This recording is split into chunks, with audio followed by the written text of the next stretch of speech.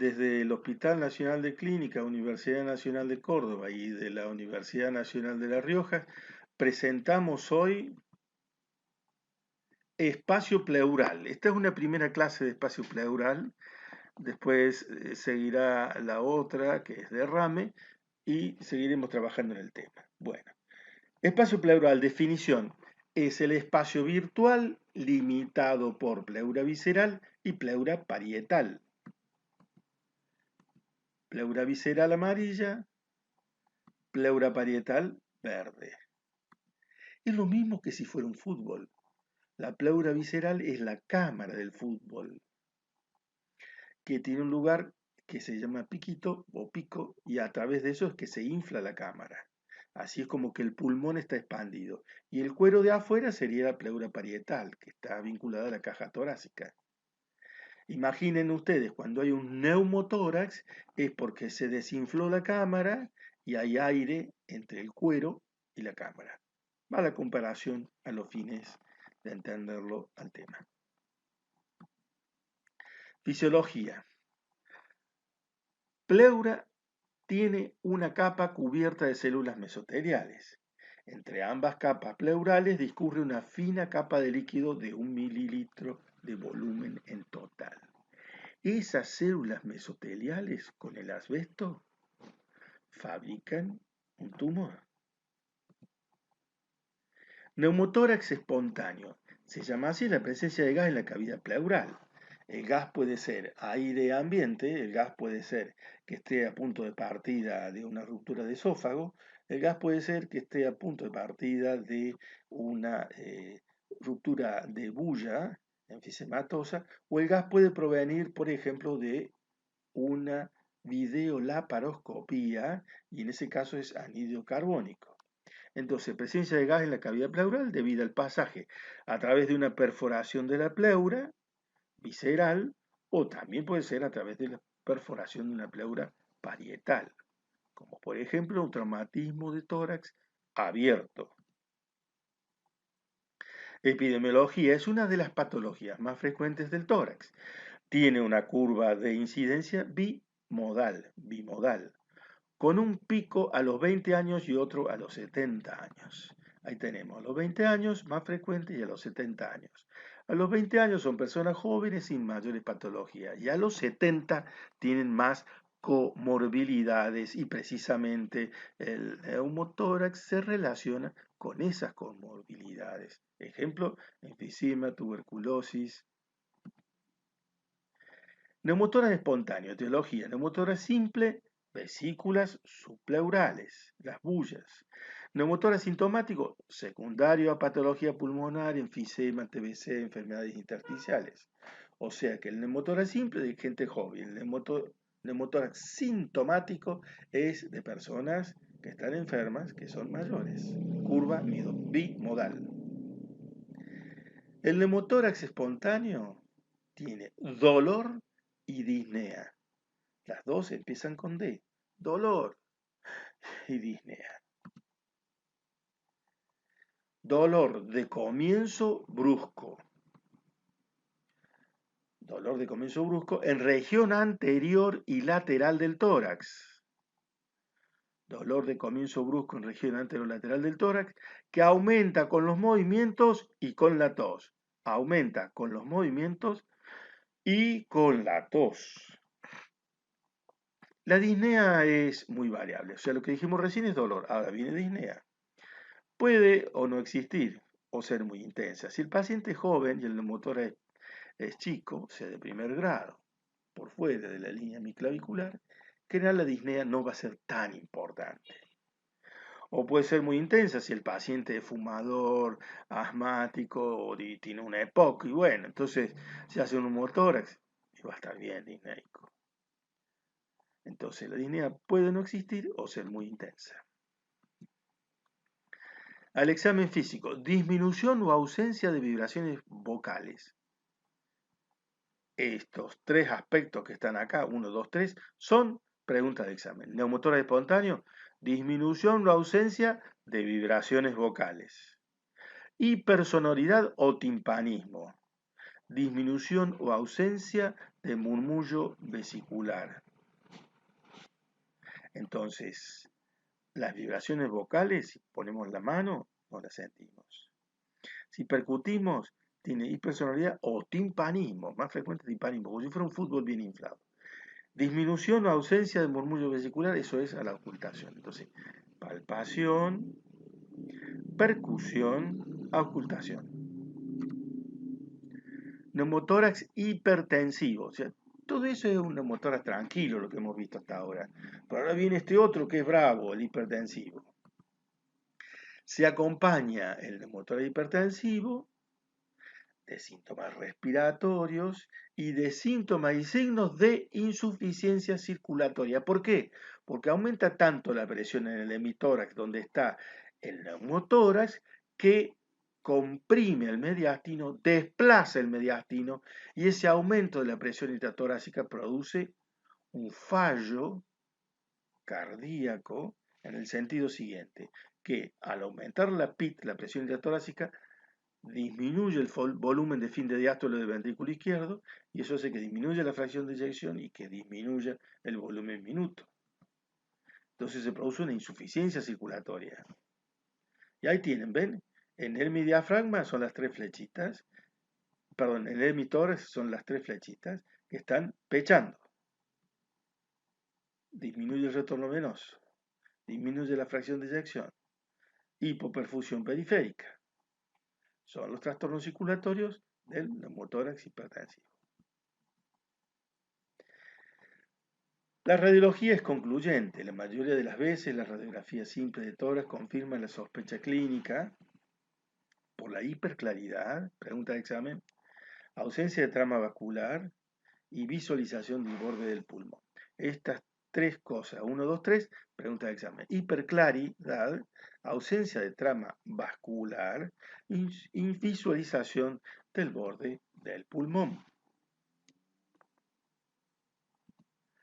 Entonces aquí ven, acá hay trama de este lado, acá no hay trama, acá está el muñón.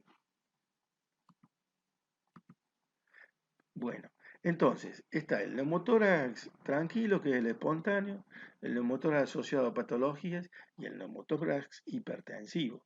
Por supuesto que no es lo mismo que ustedes vayan a un lugar, por ejemplo, y hay una urgencia, un accidentado, ustedes ven la hipersonoridad como si fuera el fútbol, ¿sí? No hay vibraciones vocales y la ocultación. Si no tienen el estetoscopio, ponen la oreja sobre el tórax, no hay murmullo vesicular, entonces simplemente una aguja en el segundo espacio intercostal, ¿sí? Línea hemiclavicular.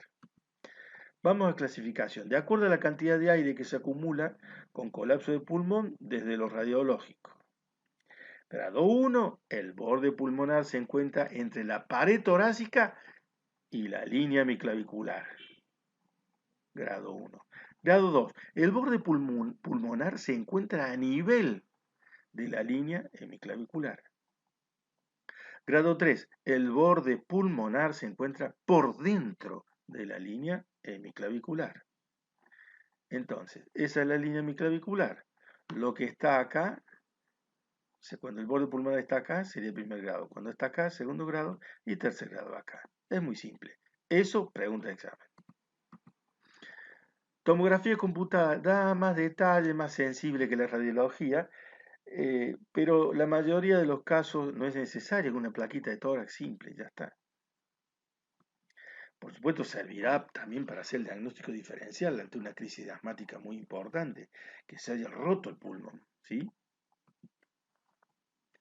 Historia natural y complicaciones del neumotórax espontáneo librado a su evolución puede reabsorberse totalmente, incrementarse y hacerse hipertensivo, pasar a la cronicidad, transformarse en hidroneumotórax, líquido, neumotórax, o bien puede infectarse.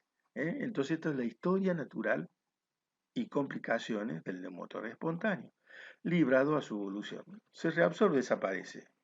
Se incrementa y se hace hipertensivo. Se hace un neumotórax crónico. O puede transformarse en líquido abajo y aire arriba, hidroneumotórax. Y si se infecta, será un pioneumotórax. Neumotórax espontáneo. Entonces, diagnóstico diferencial, infarto agudo miocardio. Siempre tengamos, digamos, adelante IAM, infarto agudo miocardio. Siempre tengámoslo presente. Los pacientes asmáticos a veces han tenido tantas crisis que dicen esta vez es una crisis mayor, no puedo ni hablar.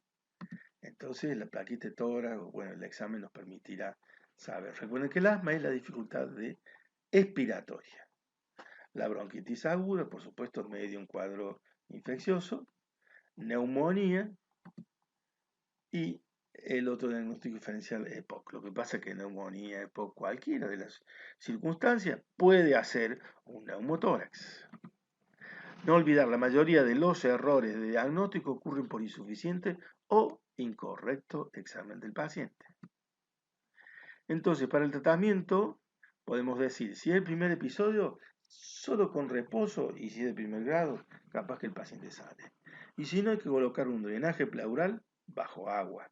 Así se logra expandir el pulmón. Pero hay que estar atentos, ¿sí? Porque se puede complicar. Si fracasa el primer tratamiento, o bien es el segundo episodio, el tercer episodio, hay que plantearse la pleurodesis. La pleurodesis con cirugía toracoscópica o cirugía convencional, o sea, pegar la pleura. Ahí tienen de este lado, aquí, el drenaje, y aquí ya se expandió el pulmón. Se espera allí, se saca el drenaje, se tapona, y el paciente tiene que andar muy bien. Por supuesto que hay que buscar la causa. Si no la hay, bueno, será un espontáneo. Pero si no, será un neumotórax secundario a tuberculosis, secundario a enfermedad pulmonar obstructiva, secundario a una enfermedad asmática, secundario a un cáncer. ¿Por qué no? Imágenes. Allí vemos ausencia de trama y el muñón está acá. Sería de tercer grado. Allí vemos y el muñón está acá. Entonces, presencia de aire u otro gas en la cavidad pleural repercute en la función respiratoria al colapsar el pulmón dependiendo la misma de la edad, magnitud y enfermedad asociada. Bueno, esto es historia. Para el examen no nos sirve. Entonces, ruptura de pleura visceral, ruptura esofágica, lesión de la pared torácica, traumatismo de tórax abierto. También microorganismos se pueden relacionar.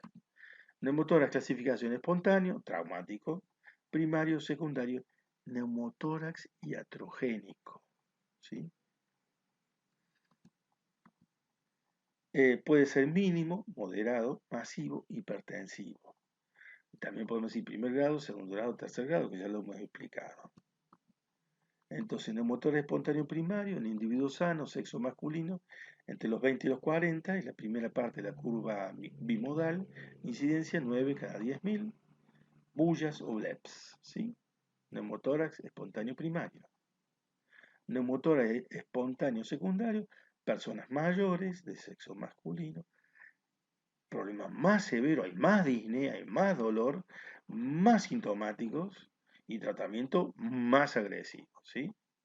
No solo de la patología que es el neumotórax, sino también de la patología de base. Neumotórax espontáneo secundario, tuberculosis, enfermedad pulmonar obstructiva crónica, enfermedad bronquial obstructiva crónica, sarcoidosis, sarcos quiere decir carne en griego, cáncer, absceso, enfermedad pulmonar, asma, neumotórax espontáneo secundario. Neumotórax espontáneo secundario, neumonía intersticial, colagenopatía, esteocitosis, cirrosis, Marfan, pediatra francés del siglo XIX, Monsieur Marfan. Él es el que habló de esta enfermedad que produce neumotórax, que produce aneurisma de aorta y que produce alteraciones de la retina y trastornos del cristalino, fibrosis quística y hidatidosis. La hidatidosis pulmonar menos frecuente que la hidatidosis hepática. Otros es, bueno, la menstruación, un foco endometrósico en pulmón, la paciente tose, expectora sangre cuando menstrua, también en los neonatos. El neumotórax traumático, bueno, se habla de iatrogenia, en endoscopía, traqueostomía, cirugías. Cuando se hace la reanimación, al hacer la reanimación, chicos, un pedazo de costilla fracturado se clava en la pleura, la rompe y eso hace el neumotórax. Se puede hacer la broncoscopía, se pueden hacer muchos procedimientos, la clave es que hay que sospecharlo. Finalmente, el neumotórax relacionado con la terapéutica, por ejemplo, en la tuberculosis. Injuria torácica cerrada o abierta. Cerrado es el choque contra el volante y abierto es el diafragma blanca, la diafragma de fuego o las grandes lesiones de pared torácica que dejan al descubierto el pulmón. Síntomas, entonces desde leve hasta el óbito. Comienzo agudo, dolor, disnea brusca, opresión, más los síntomas de la enfermedad de base. ¿Sí?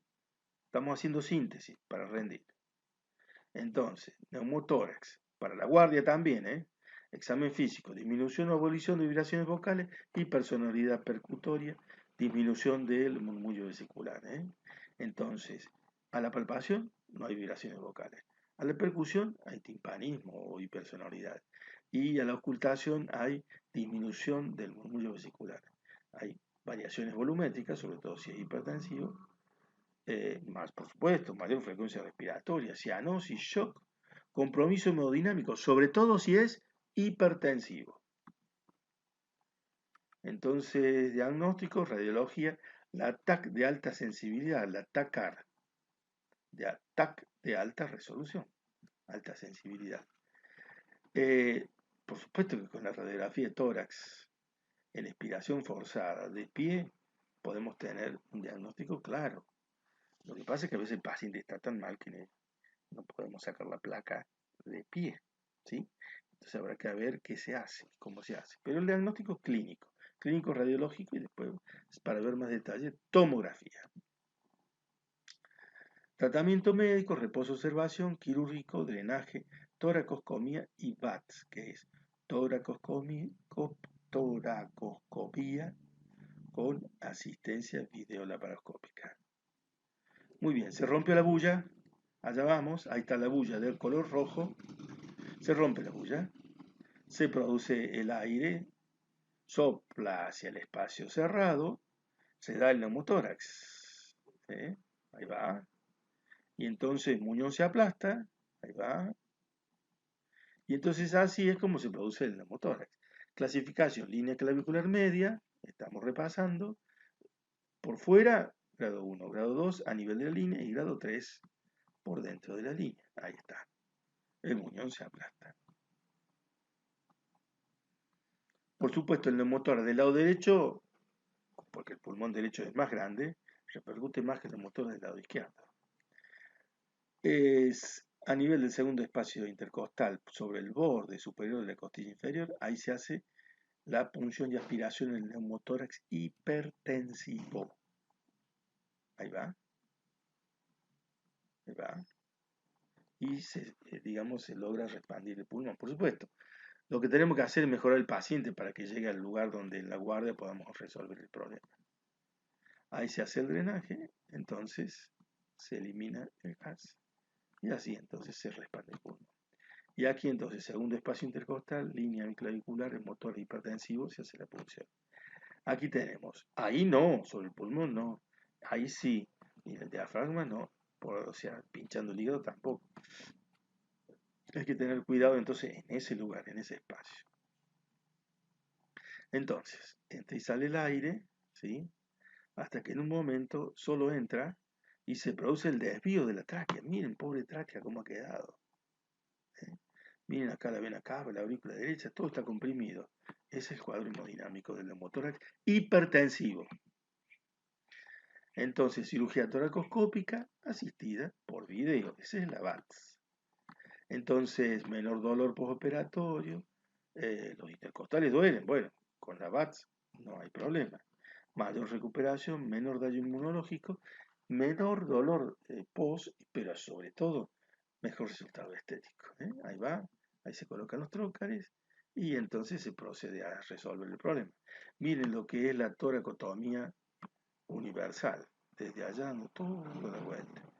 Entre eso y hacer los orificios para colocar los trócares, hay diferencia, ¿no? Miren, ¿está? Muy bien, acá terminamos y bueno, suerte para el examen, ¿eh? Lo hemos repetido el tema 2 veces con distintas imágenes a los fines que quede claro.